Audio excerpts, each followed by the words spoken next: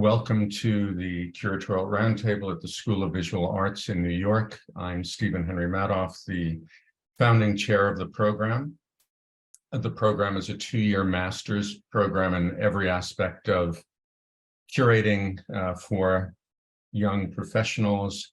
And with us today, I'm happy to have Su Wei, who's an art writer and curator based in Beijing.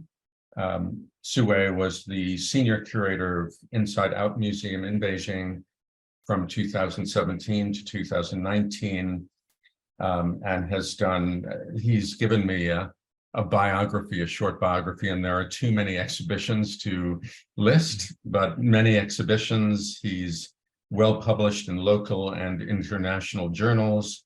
In 2014, in fact, he was awarded first place at the first international awards for art criticism, the IAAC. So Su Wei is going to talk to us about one, perhaps two exhibitions today. And I am going to turn things over to Su Wei now. Welcome. Thank you, Stephen. And hello, everyone.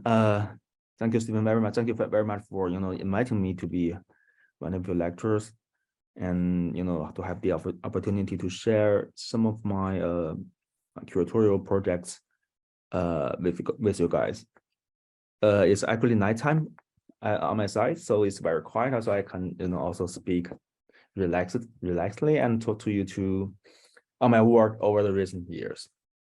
As Stephen said, I was the senior curator at the Beijing Inside Out Art Museum from 2017 to 2020, and I'm always based in Beijing, live and work in Beijing, and Beijing, as an art center, because I heard that half of you guys are Chinese, are from China, so I think you know what Beijing is as an art center.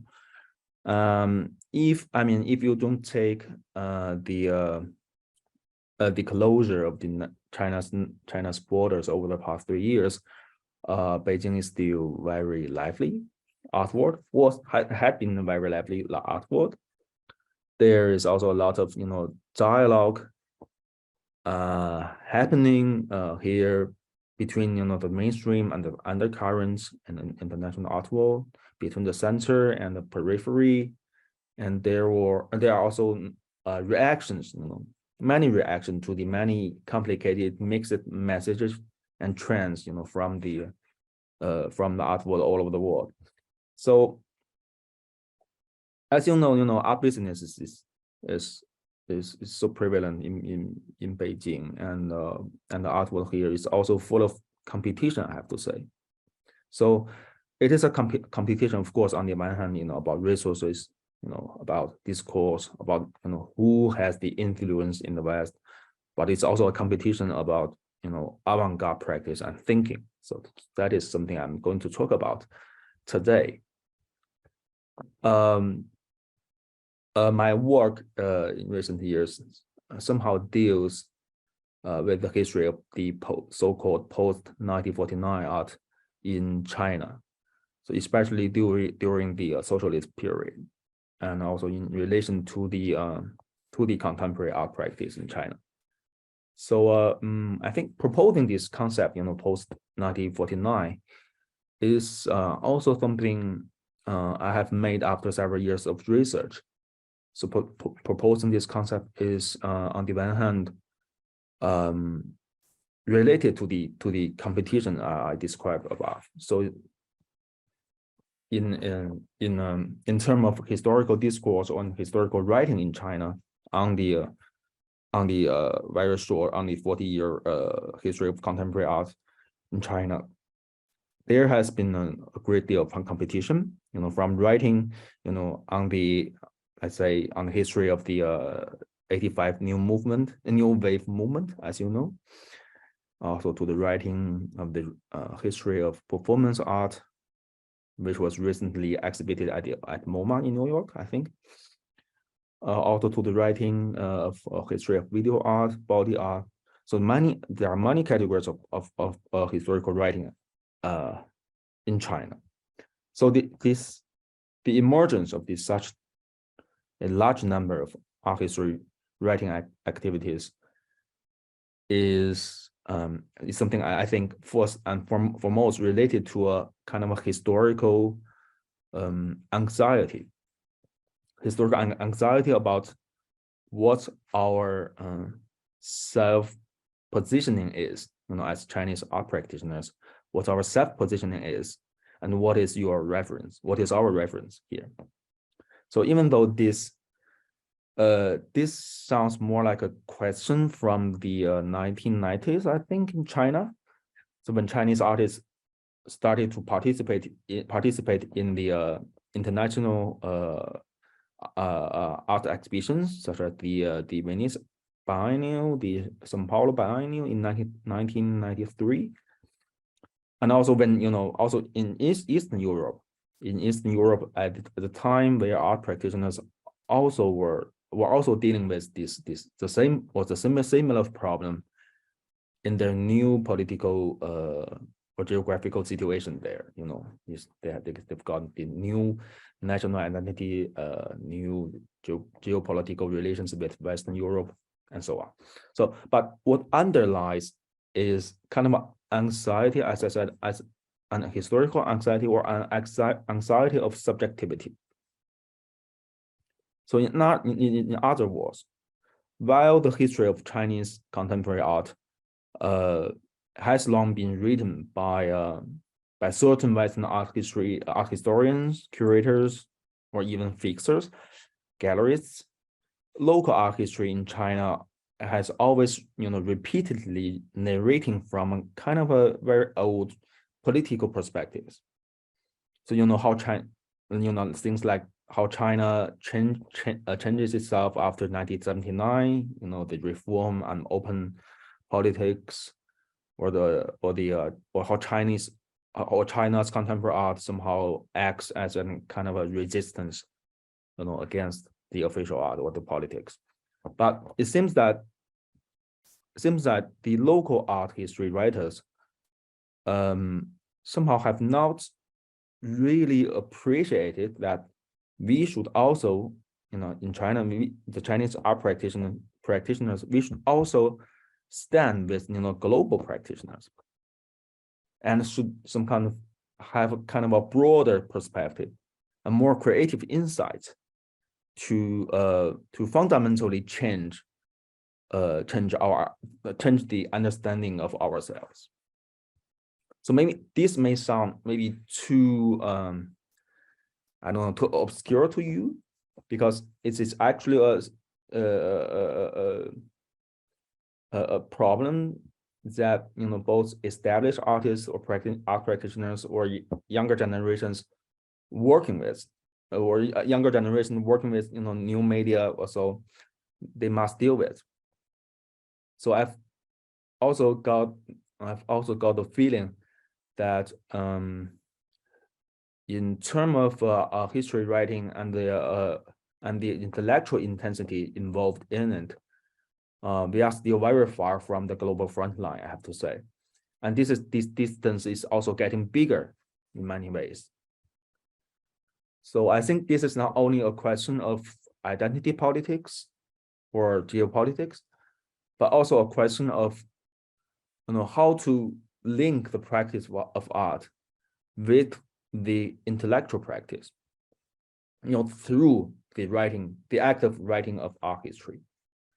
So I think this intellectual practice can be or needs to be obtained through the writing of art history.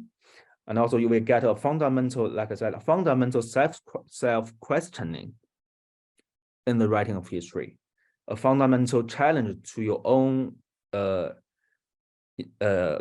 your own position or habitual modes of thinking, and also ways of looking at art or at the problematics of art.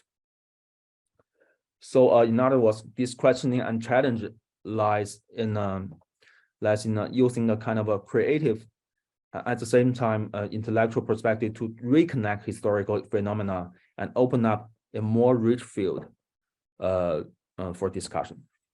So I often use a metaphor to describe many art history writers in Chinese art world. They are somehow more like a young archaeological team that always digs up a little bit of earth, finds some ancient objects or items, and thinks, okay, we have finished our work. But the lack of the knowledge of the whole landscape, also the will somehow to go deeper, to dig deeper, and also the ability to somehow deal with the deeper strata of things that have not been narrated yet. That is something, that is something wrong about them, actually. So I think the competition in writing art history that I just mentioned how should I say, should not just be a competition of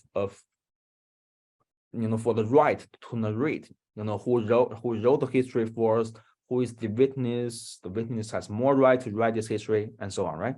So what should really be a competition is who can describe the history in other persuasive dimensions. Especially in China, the art practitioners participated in, for example, in the 85 New Wave movement.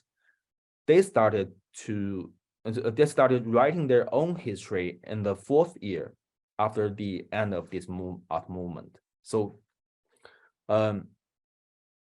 this kind of initiative, right, is very respectable, I think. So we can imagine that there's of course, a great energy, in writing one's own history, right? So I witnessed that history, I'm involved in that history, and I write about it. So I think we should also inherit it, of course, this great initiative, but we also need to somehow think or rethink what this history means for Chinese contemporary art itself, also in the light of today's situation. So what I really want to do is really to link history with today's situation, to somehow take something out from the history to say, okay, this is still relative for us today, and I give a reason why, right? So in fact, Chinese art trends change very quickly. So as does the consumption of young artists or new artists that emerge from one generation to the next, which can easily confuse history writers, of course, because it's too fast. So what is words describing as history, and what are the reasons for doing so are questions we must always ask ourselves here. So what we have to do perhaps is to go deeper into ourselves, as I said, by placing ourselves in a global context, open to the gaze and collision of total strangers. That is maybe one way to break from the inside and to get out. So you may not agree with what I just said because it's too obscure, but actually there are actually a lot of my personal feelings and experience involved in it, as well as some kind of confusion or dilemma I've dealt with over the recent years. So I don't think they can necessarily be shared with you through just a few words, but I think it would be better to illustrate my thoughts only through one exhibition I curated in 2009, at the end of 2019. So can I share my screen? Combining curatorial practice and historical writing, in addition, I have to say, combining these two is also an approach I hope to pioneer somehow. I hope to explore. When I initially did so, I did not take a look at similar practices in other geographic areas, other regions. It was only later that I learned that some art historians from Eastern Europe or from Southeast Asia, they were also doing the same thing. They're developing a significant practice of writing about themselves, about the local art history there. So I'm very happy with it, because I think what we did is not to, this is not only to enter kind of the gaze of the Western world, but also although many studies or many exhibitions or writings have eventually achieved this effect, but actually to contribute our own perspectives, to the global context through a kind of a greater awareness of interiority, I think. So the exhibition I would like to share is a community of feeling, emotional patterns in art imposed 1949 China. So some ideas involved, or some thoughts involved in this exhibition are described in the article I sent to you. I would also like to start with why I curated this exhibition and what is the so-called motivation behind it. So I think in 2017, I met two painters who were older than 70 at that time, Zhao Wenliang and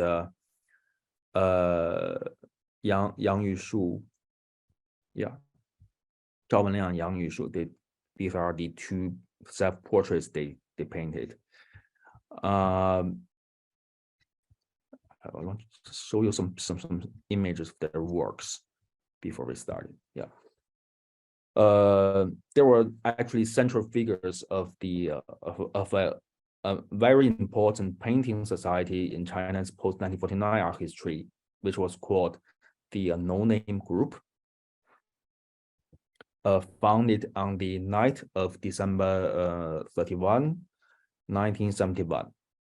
So the members of the group at that time were almost all amateur painters of the time. So most of them young, and as we know, the atmosphere in China at the beginning of the 1970s, although still in the midst of the Cultural Revolution, but the ice, let's say the ice has cracked. So many young people at that time were dissatisfied with the very repressed social, political, atmosphere, and needed to be, needed to release their kind of enthusiasm of art, of love, of everything. So they listened secretly to rock music. They painted secretly. They felt in love with young girls, and they played, so to say. So this was the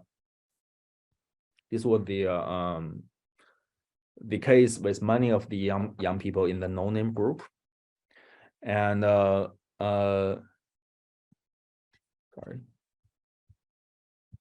and Zhao Wenliang and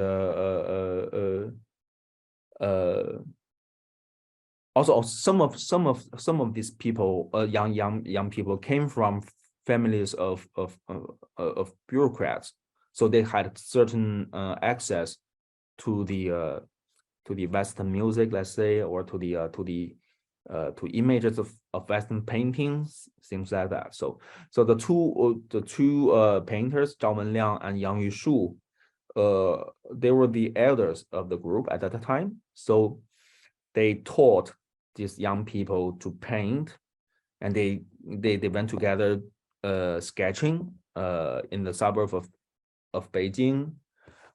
Which are kind of activities. Actually, these two had started already in the early 1960s.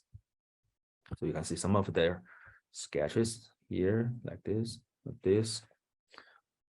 I think the works of the two painters that impressed me the most were some paintings from the early 60s. I think this one I showed you is not. Which one was it? This one? Also not, but the similar style. Yeah, I mean, these paintings were painted on very small, like palm-sized cardboard. So because at that time they couldn't afford canvas. So as you may understand, the early 60s in China was a politically relaxed time. The Great Leap Forward movement had somehow failed, and the Chinese government wanted to somehow ease that economic tense, and did not launch another big nationwide political campaign. So the Chinese social atmosphere was relatively relaxed at the time, and there was a wave, a kind of a lyricism in the art world in Beijing. That is also discussed in this exhibition. Let me show you. Yeah, I called it actually the lyrical Zehnite at the time. So this is something I discovered when I was doing a retrospective show with these two painters, and this is some kind of documents I discovered from that time. So in the magazine Fine Art, Art 美术杂志 Art, the most important official art magazine in China at the time, an art critic commented on a sculpture exhibition held in Beijing at the National Art Museum of China, and saying that some of the works were like, mellow wine or lyrical serenade. That is precisely the title of the section I show you here. Although they had these two, Zhao Wenliang and Yang Yushu, they had very little contact with the fully institutionalized art world, or rather, we can hardly find any painters who worked outside this official art system, this big integrative art system. So they had been working as amateur painters for the whole life, and their creations somehow coincided with the trend of the official art world in the early 60s, the lyrical serenade, because that exhibition present at the NAMOC, at the National Art Museum of China, was an officially organized exhibition, and all participant artists were from this system. So this coincidence is precisely the motivation for me to curate the exhibition community of feeling that I'm going to introduce today. That is, how can two amateur painters who have always been scornful of the official art system, they're rage against it, so align their creations with the spirit of the times, align their creation with the zeitgeist, so to say. And of course, I have also heard let's see more pictures right now, right? Of course, I've heard some questioning about why politics must be involved when it comes to Chinese art between 1949 and 1979. So why can't we just look at art from the perspective of art, right? So I don't think this is a difficult question to answer, because to discuss the art practice of this period is not to say that politics is used as the only reference, but rather art of this period was shaped by the interaction between art practitioners and institution and the system, right? So when you understand that this phenomena of the total institutionalization of art in China during this period, or the de-individualization and the collectivization of artistic creation. So you may be able to understand that what I mean by this, right? So this is not to say art cannot be appreciated from the perspective of art, but rather that when we do research, if we want to go deeper into that context, we must take into account that the complex relationship between man and institution. So in such kind of a situation, I think we may ask the question, or people would really want to ask the question, how does the individual live with himself? So I think this question is more concrete and interesting than such questions as what is the relationship between art and politics, right? Something people always ask at that time. So in addition to the fact that the individual's creative freedom was largely denied, as we usually imagine, what other practices and reflections from creative individuals reveal some other, unappreciated historical clues, or what reference a significance or do these clues have for today, right? So I think in also when the conflict between the individual, between man and system is unresolvable, which had been always the case, what does the individual or creative individual do, right? So the exhibition community of feeling addresses this question. So feeling or emotion is considered here to be the natural, or usually considered, as Stephen said, to be the natural expression of the creator's inner being, right? So for example, some would say that emotion in visual art, I quote, is an illusion, as if there's a unique, persistent, absolute self-contained voice or point of view in the artwork, and that these metaphors of agency, dominance, and self-centeredness make it more acceptable for the work to be the manifestation of a subject. And we accept the work as the manifestation of a subject. So this kind of emotional illusion was explicitly eliminated during the socialist period. So not allowed to express your personal feelings, so to say. So Xue, can I interrupt for a second, because someone's asked a question that feels relevant. Are all the artists that you're showing male? And therefore, what about artists who are female during this period? the major group of artists I show here are male, actually. I have to admit, because yeah, because of many things. But actually, I tried to contact a family of a female artist who was somehow mentally ill, or they say she was ill, mentally ill, during the 70s, but I doubt that. And her works were actually circulated secretly at that time, but they were not well preserved. So I tried to contact them and contact the family, and the name was Li Qingping. I didn't succeed, but I think, yeah, I had to admit that the major part of the artists are male. Yeah, sadly.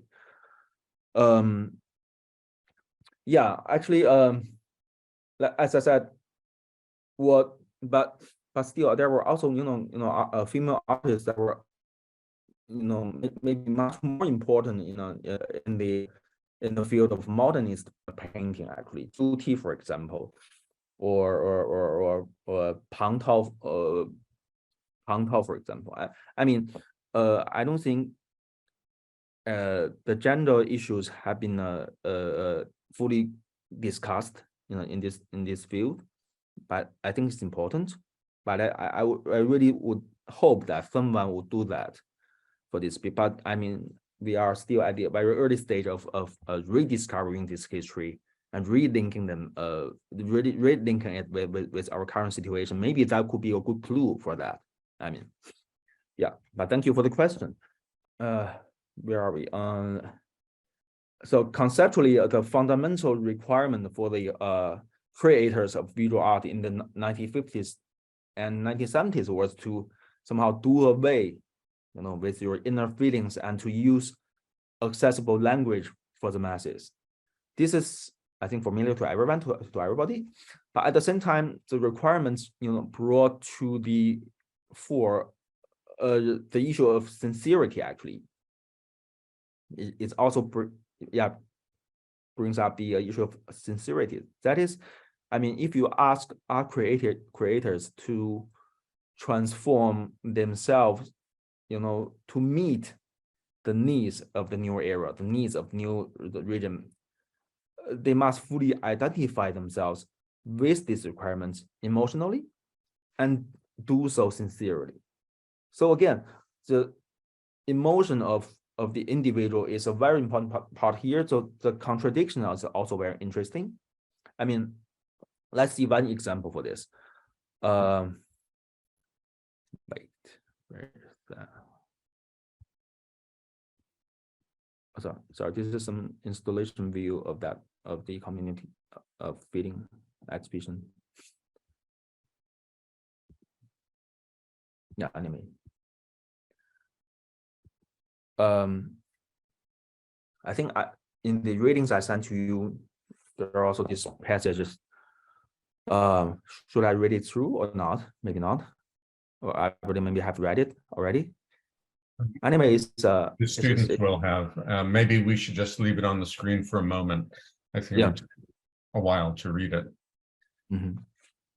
It's quoted from Wang Qi's diary, 1961.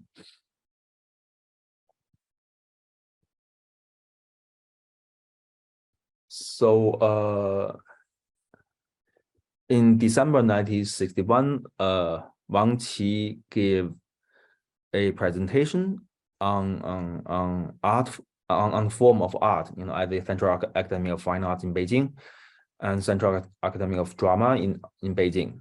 And then in the fall of 1962, he was also invited by the Jilin branch of the China Art Association, another big province in the northeast of China, to give another presentation on the same subject in the city of Changchun.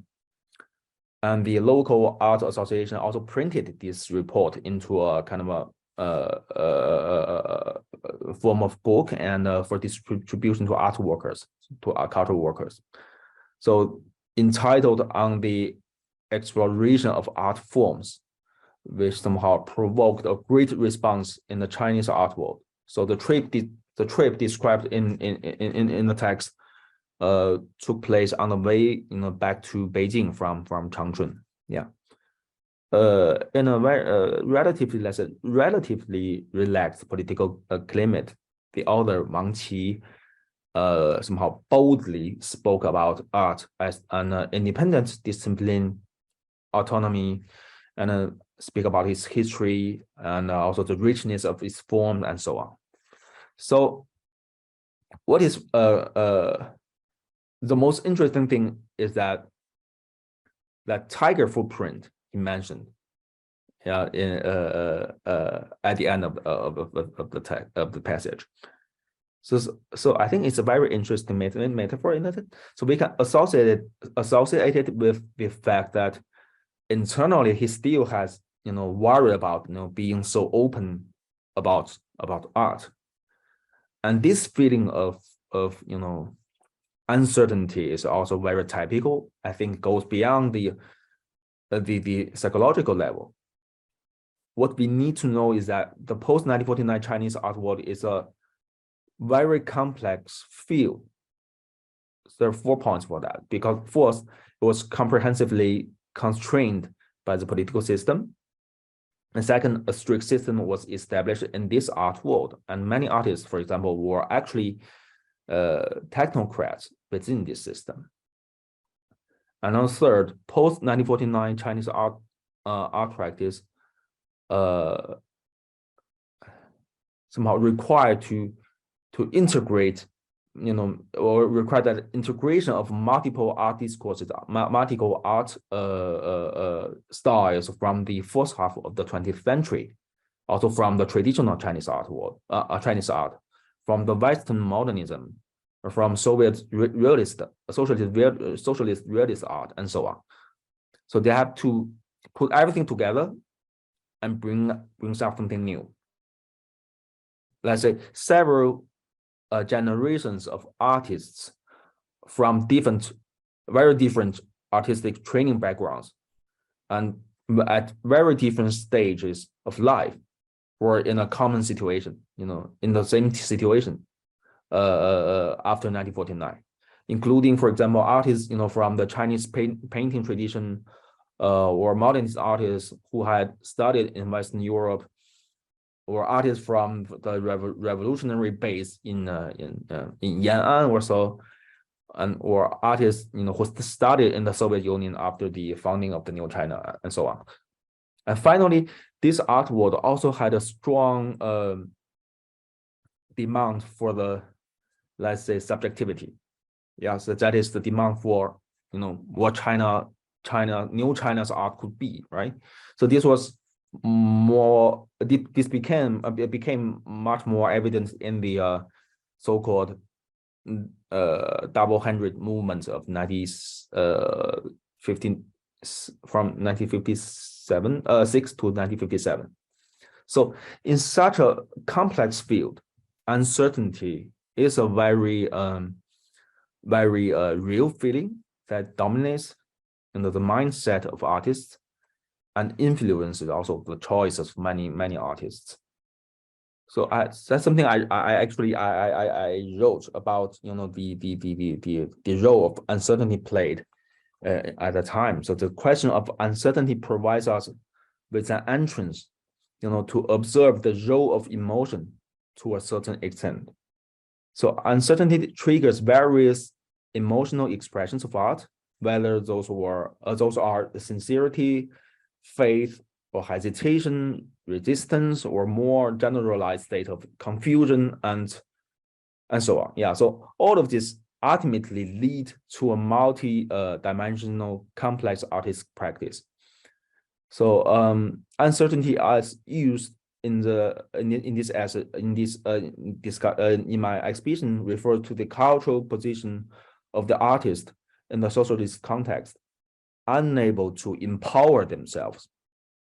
So that means they can neither obtain a recognition of the autonomy of art from explicit state regulations, nor can they obtain a clear, solid institutional position within the collective practice of art in order to gain a sufficient space in which to speak.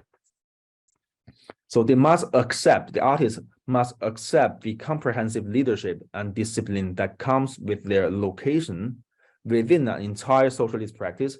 At the same time, they must remain clearly aware that art is not merely a stable practice based on a given reality, but it must also be avant-garde and oriented toward the future. That means uncertainty is related to the self-knowledge of artists. So this self-knowledge is formed interactively, dynamically, and in the present and in the history. So it is self-contradictory and therefore is deeply implicated in emotions. It contains people's feelings about a particular reality and one's own situation within it. So the broad problem of uncertainty arises at the point of unevenness that cannot be fully hidden by state rationality and the collective power it mobilizes. Creators and artists living amid the torrent of the times cannot follow state-level political goals, while immersed in the revolutionary enthusiasm of the people, they cannot completely grasp the role of art and the individual. So this is the situation for the artists at that time. So here, emotion is not just an element in a common creative principle. It operates in the most subtle and unclear of areas between state and individual. So it tries to balance the individual responses incited by uncertainty. It also often fails to reconcile the demands of political discipline with the creative needs of the individual.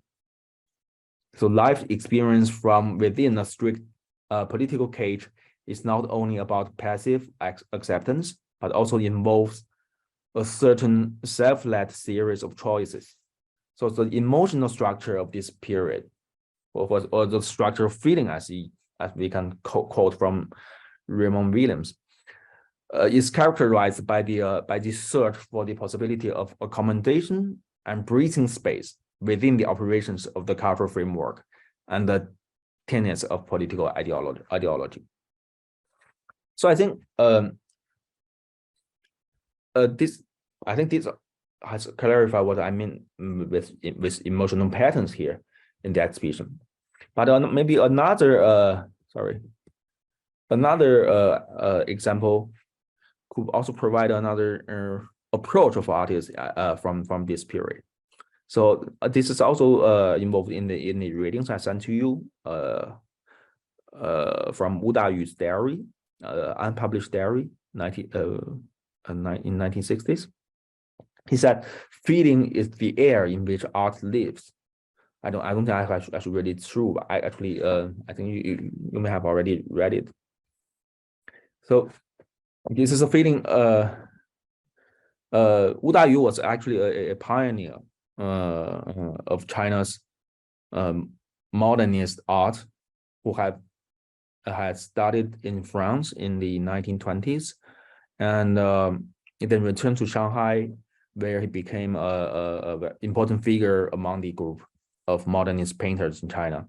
So his paintings are abstract. Let me show you some pictures.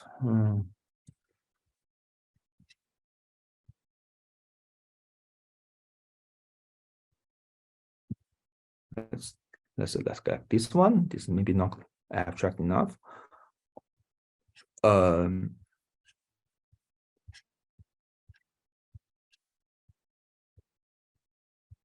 Yes. Anyway, this one is also typical for him. On the surface, it's abstract, but they actually also accommodate some of his reflections on the relationship between Chinese and Western culture, so to say. So we can also imagine that such kind of painting would hardly have a place after 1949, right? So as from 1954, he gradually lost his teaching position at the Hangzhou Academy of Fine Arts, and then he will also be criticized during the many political movements, also especially the Cultural Revolution. So he spent the rest of his life in an almost anonymous way, so not participating in public activities, no exhibitions. He painted only at home by himself, and many of his paintings were also destroyed during the Cultural Revolution.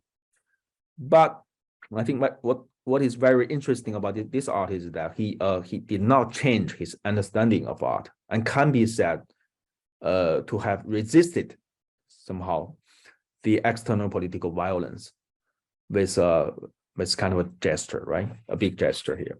So his post 1949 life took place in an almost completely private timeline, let's say. So this has also similarities and many differences with the Zhao Wenliang and Yang Yushu, who have just been described before. So I think in this passage, Wu Dayu believes that emotion implies vitality, and for him, the state, the country, is also an anthropomorphic emotional entity. So you see here, he's not the kind of person that one might think who completely rejects the state and the politics. So they reject the outer world. He's only dissatisfied with the dogma or dogmanism that, and he hopes that the country or the state could practice a kind of a flexible emotional operation, full of initiative. So the core of the exhibition, emotional community of feeling, is about a situation in which artists or creators present a very multifaceted and intense emotional mode when dealing with the system and the politics. So emotion becomes here the bridge between the creator's awareness of himself, kind of a self-recognition, and a new context of post-1949. And in such situations, feelings of uncertainty are most prevalent. But at the same time, during periods of political laxity, or something that cannot normally be fully discussed and practiced is released. So other emotional patterns emerge. So what I have just called lyricism or the lyrical serenade is also from such a kind of a situation. So in the exhibition, there were 4 sections, to somehow discuss these parts of the unfinished or not fully discussed yet, at the time, and also until today. I will give you more details about it. So affinity and solitude. This is first section. This section is actually about the artist's mindset. So I see it as part of the emotional structure of the time. So in other words, that means how do you as an artist deals with the relationship between the mainstream, the legacy of Republican art, in the first half of the 20th century, the revolutionary art tradition and Soviet socialist realism, right? So also, how do you deal with the post-1949 art system, and where are the possibilities and boundaries for negotiation here?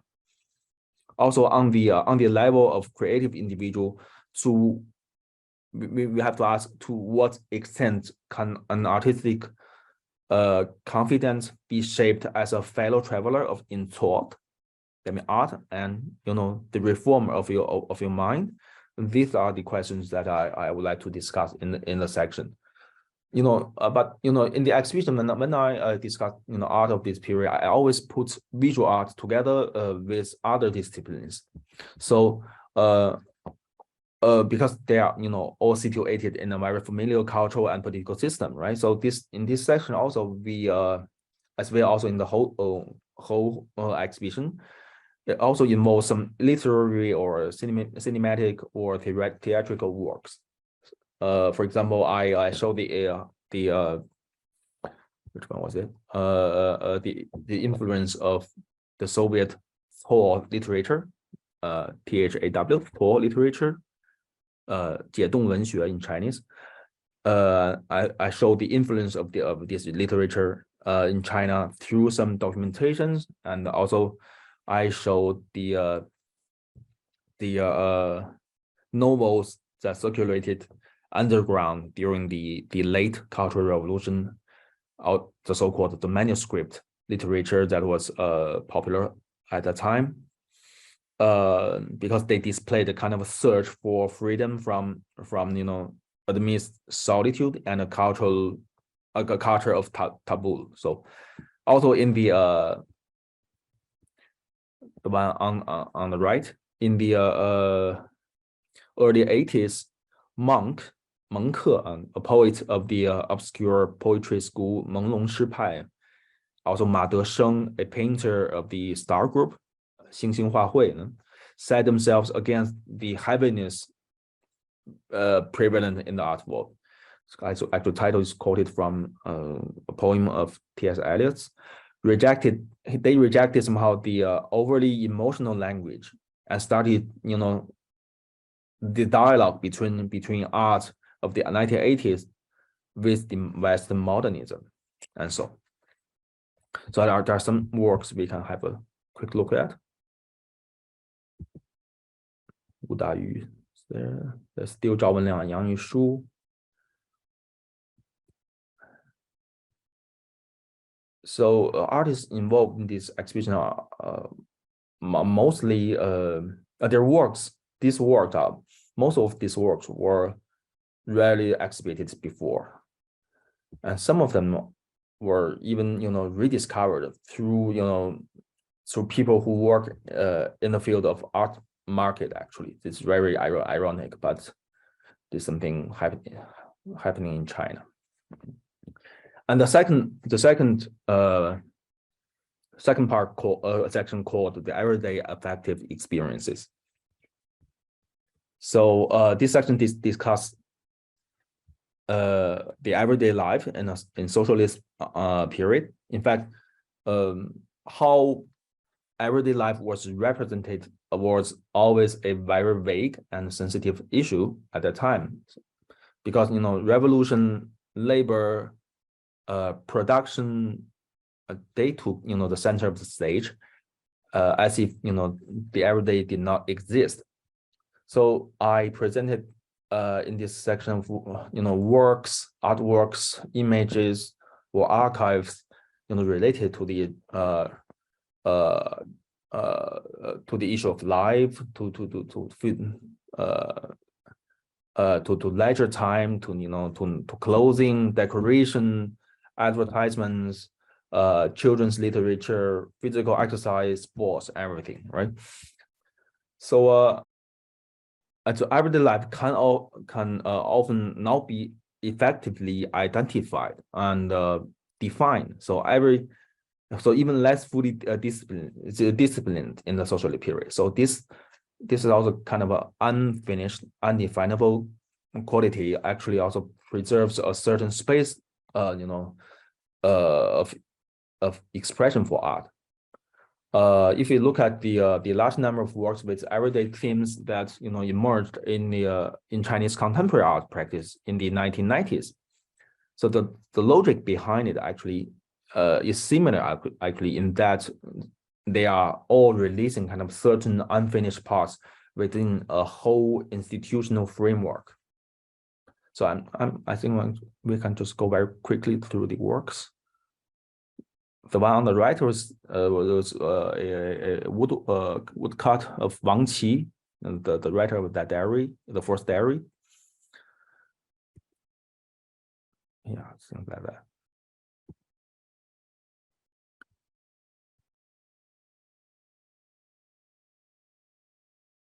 Yeah, there are many of them. And then I think let me okay, the third section, centripetal urge. It's actually about the theme of the frontier frontier art, let's say. It actually occupies very unique position in China's socialist art and literary creation. So it provides somehow kind of an very important footnote to the understanding of the empathic methods of the self and the other, the center and the periphery. What is frontiers? It actually includes, regions such as Tibet, Xinjiang, the Islamic region, the Great Northern Wilderness, and also some region that is for the ethnic minority concentrations in the northwest and southwest China. So the main appeal of this kind of art creation, let's see more pictures.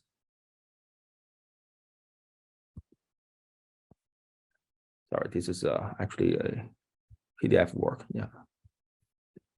Sorry. So the main appeal of this kind of art creation is somehow to express the unification of multiple ethnic groups under the so-called new regime. So the emotional identity among different ethnic groups becomes the core here.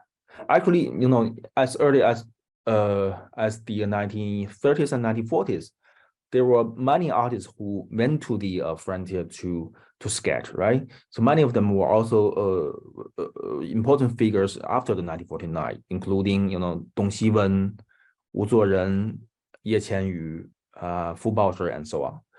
But after 1949, artists faced restrictions first.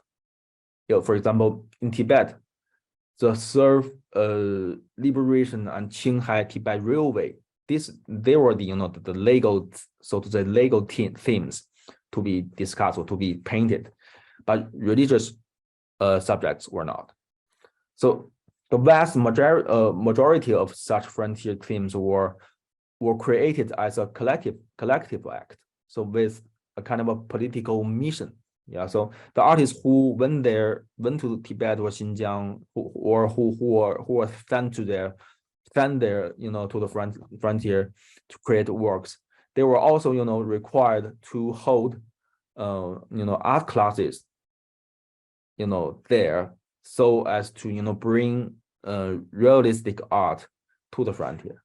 But in fact, actually, if we look at these images, we look at the image and works, we also we will find that that kind of repressed elements, the formal things, the beauty thing, right, the stylistic thing and the color, and they are rather more free or more diverse in expression than the other things. So this is also a noteworthy phenomenon, I think. I don't think we have more time for another section, but what I want to emphasize is that, as I said at the beginning of this talk, doing such research is not about re-establishing the legitimacy of art in China during the socialist period, or somehow invoking some kind of a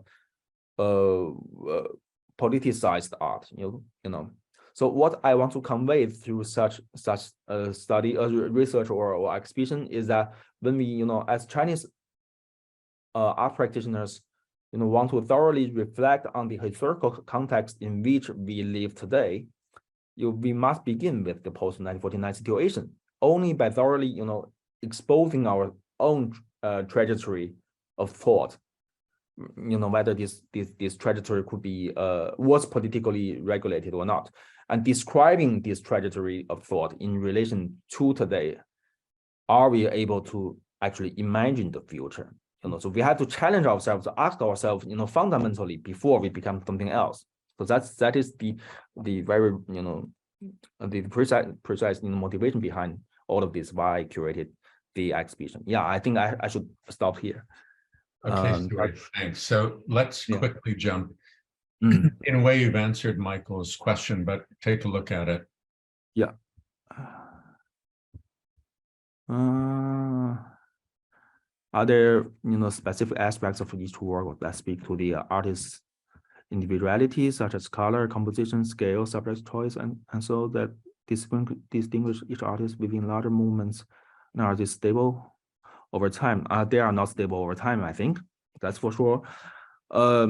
Actually, all the images that I showed you is actually somehow speak to the artist's individuality, but I mean not individuality in terms of total freedom, also more kind of an individuality that somehow come up against certain political regulations and somehow are oppressed or somehow are unfinished. I've called it the dark part of the the socialist realism somehow, but they are not stable for sure. I mean, one phenomenon that is noteworthy that the recent, although the past 10 years, in the past 10 years, we have seen lots of this kind of a retrospective show of artists, this generation of artists who are not allowed to work during the Cultural Revolution and who came back to the stage after the end of the Cultural Revolution. And the methods or the narratives, exhibiting these artists is like they are pure or purified, pure artists who had their individual feelings, who can always express their feelings through the work of art, who are stable, whose works are stable or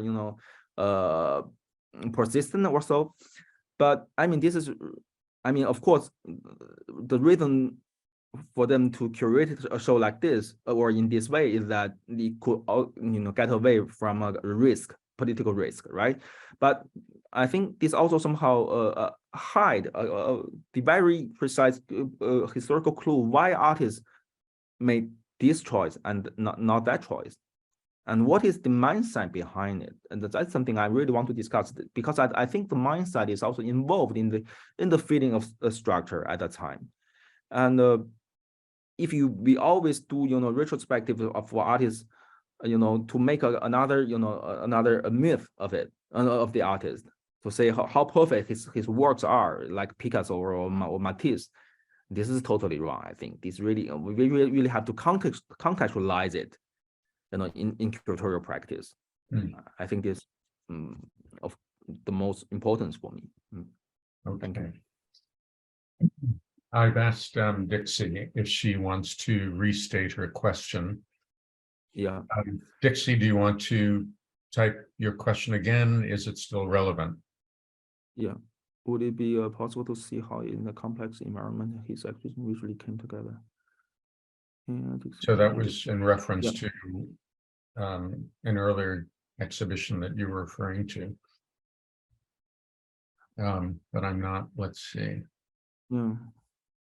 So Dixie is, yeah, she's responded. How was this complexity of these expressions brought together and displayed in the physical space relating to that earlier show? Yeah, actually, in the museum we had 3 floors. The main floor was about these 4 sections, the core section of what I've just shared with you, and in the 4th floor, I have somehow showed the picture of the so-called system or institution, through 2 period of times, the 1956 to 1957, and the 1960 to 1961. In that big section, I somehow, try to expose that institution through presentation of their framework, personal structure, how they discuss, hot issues or art trends, in unofficial art forum, like the magazine art, or how some kind of long depressed appeal of artists was expressed through anonymous way, and how the officials at that time respond to it, things like that. So the framework, the discourse, and the practice was discussed at that in that section. And then there was also another section on the 3rd floor, which was more about contemporary situation. I linked that history, or I linked that 4th section with the contemporary art practice, especially the conceptual art practice started from 1990s. I also took in some other references from let's say from Moscow, the Moscow conceptualism discussed by Boris Groys actually before, and also by Jörg Heiser, the editor of the Frieze, in 2008. And because for these two, for Jörg Heiser and Boris, they are a kind of a emotional dimension in the practice of conceptual art, starting in the 1970s.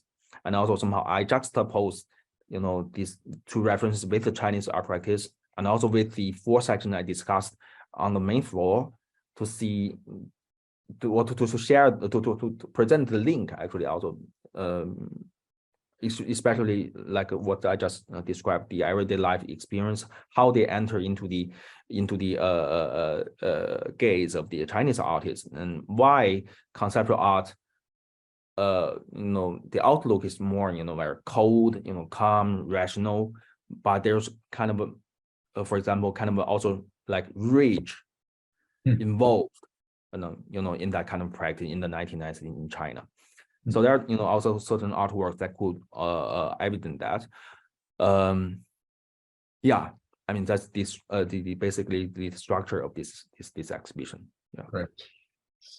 Okay, Sue. So thank you so much for the public presentation. Thanks to everyone who joined us. And Sue, we'll see you in a moment on the other link. Yeah. Can you maybe send me the other link? Not here, right? Okay. I will check my. Okay, I'll send it again. All right. Thanks to everyone. Thank you, everyone. Thank you.